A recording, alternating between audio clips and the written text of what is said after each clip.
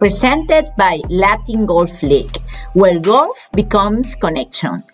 Play, share, connect. Hello and welcome to the podcast. I am Rosa, also known as Arisha'el. Today I am so happy because I have a special guest. She is a professional golfer and trainer in first seat. She's helping young people to grow up in the golf game. Okay? No more delays. For now, let me introduce her. And her name is Constanza, but many people know her another name, Connie. My first question for you is, how do you prefer I tell you? Constanza, Connie? Yeah, now you can call me Connie. I go by Connie everywhere, yes. Okay. Anyway, everybody knows you like Connie, right? Okay. My question. How do you describe yourself beyond your job or roles today? Who are you today, Connie? Who I am today? I'm a very active person, very passionate for what I do in my life. I love what I do with First Tee, and I work also at Kaiser, but I love what, I'm passionate what I do. I love when my students learn and they click, in young students or adults. And I have a lot of passion for my sports and my animals. I support a lot of animals. I think they don't have a voice, so I want to be the voice for them. So I support a lot of nonprofits and shelters for that. Yeah. Okay, good, perfect.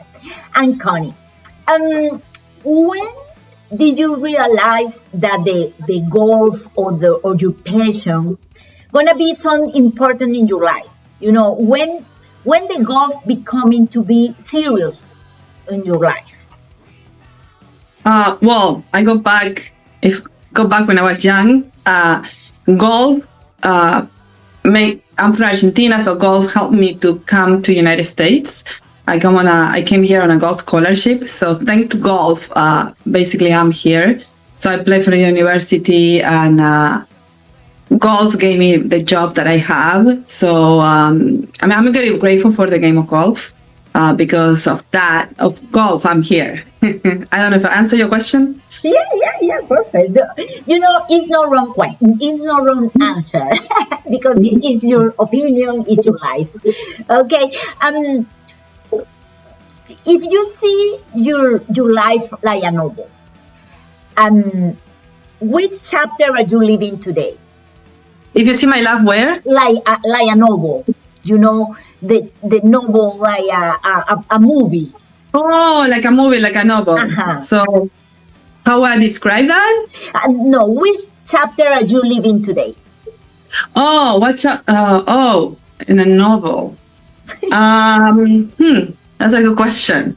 I will say it will be, well, I'm kind of half of my age, I'm 48 years old. So I lived a lot and I changed a lot. As a person, I work in a lot of myself, and I understand more, a little bit more. I'm more aware of what life is and how we react with others, right? So I think I'm at that time where I definitely more aware of my surroundings and who I am and what I like and what I want in my life. And there's a lot of learning yet, and I need to learn a lot. I think we will never stop learning, but I'm at that time of my life where I'm aware who I am. I know what I want, and I'm gonna get what I want. But I also understand how to communicate with people and interact with people, which is very important. That's who we are in a society, in a community, and understanding that everybody has coming from a place.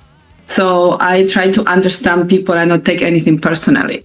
It's personal. So I don't know if I answer your question, but I am that type of the novel of my life where I'm more in peace with myself.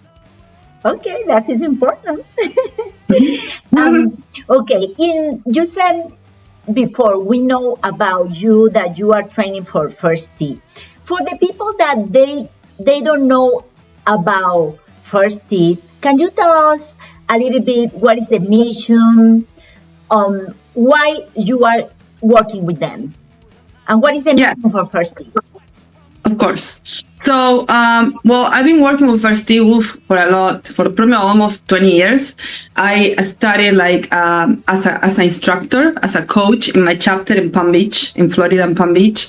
And I became then an assistant program director and then became a program director. So going back to the first question, if somebody's watching this, what is First T? First T is a nonprofit organization who teach life skills through golf. Golf is a vehicle to teach those children life skills like confidence, perseverance, believe in themselves, right? Like be a good person to send them into the society and do good things for everybody, for the society. That's the whole purpose of First T. And give them those tools.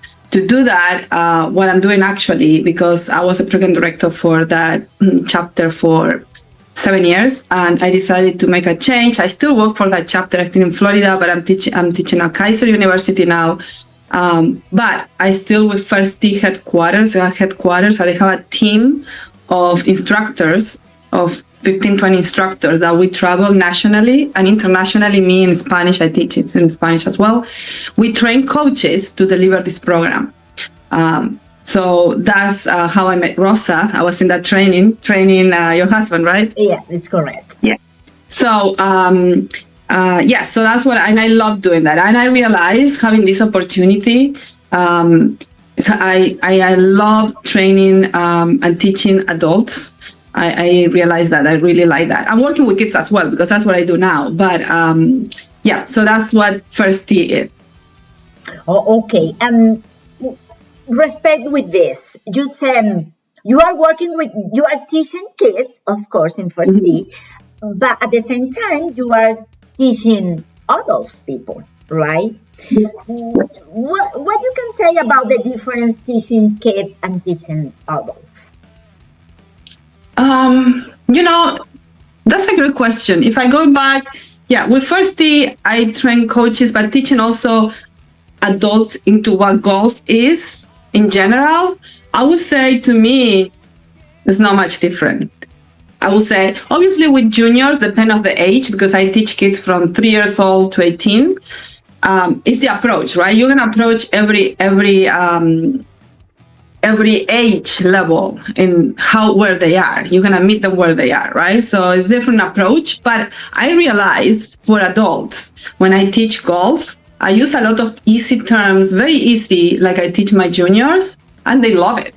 Because when I have ladies especially, like they're so concerned about, who's gonna watch, who's watching me, or how do I feel, and I'm scared, this is a new thing. When they're with me, it's fun.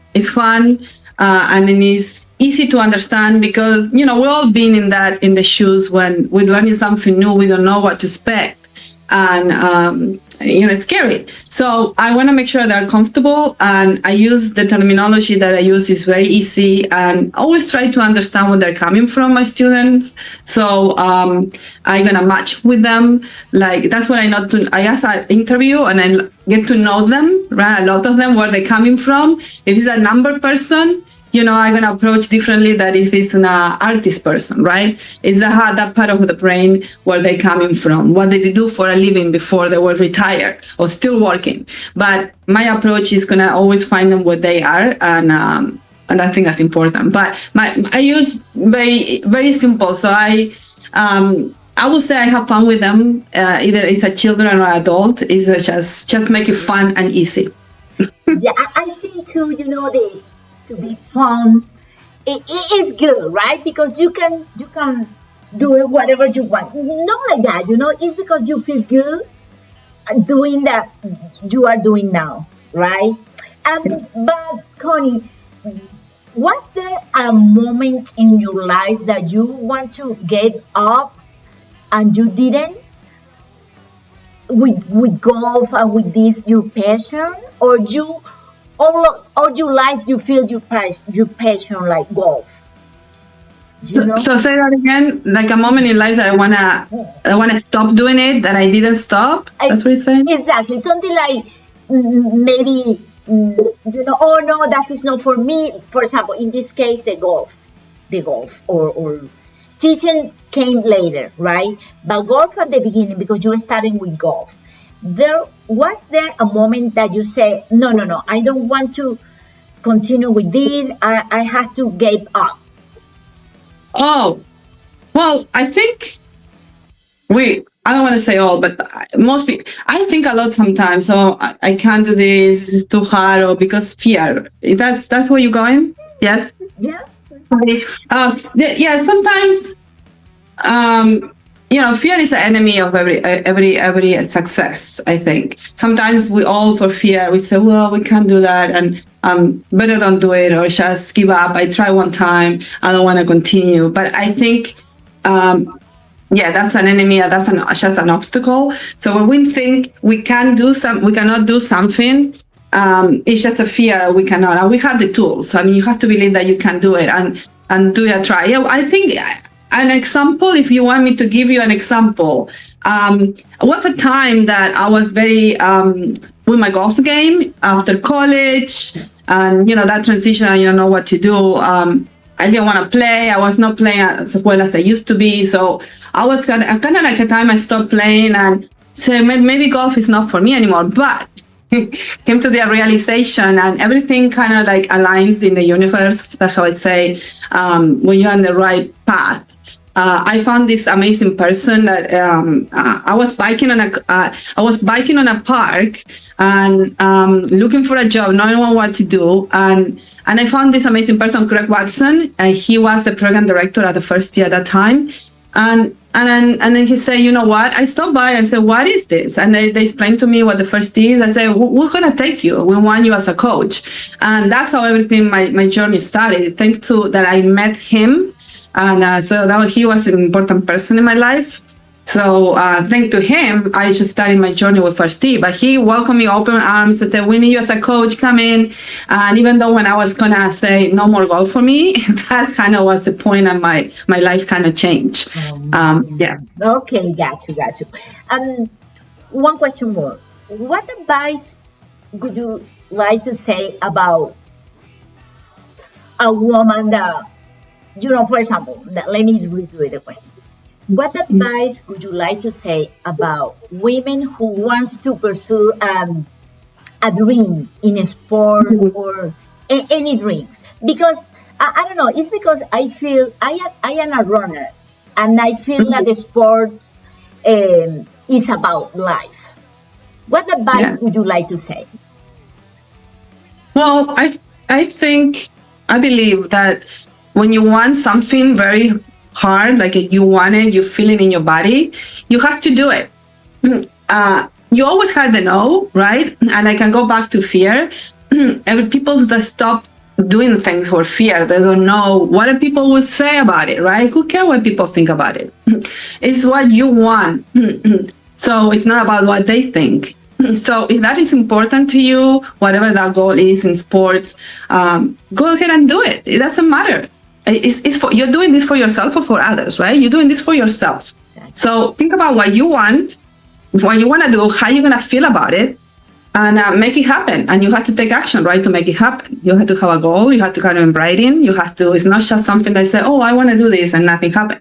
You have to take action. Action is very important. Putting in writing, set short goals and get it done, whatever that is. So, for example, I love sports. I do everything in sports. And I'm going to do a high rocks. High rocks is something that, I don't know if you heard about it. It spells like HIROX. It's something new that is about it, but it's just you run and you do different exercises and you have to have a certain amount of time. So I'm going to do that. It's going to be hard. Of course it's going to be. I need to be prepared. Yes, with everything that you do, you're going to have to train.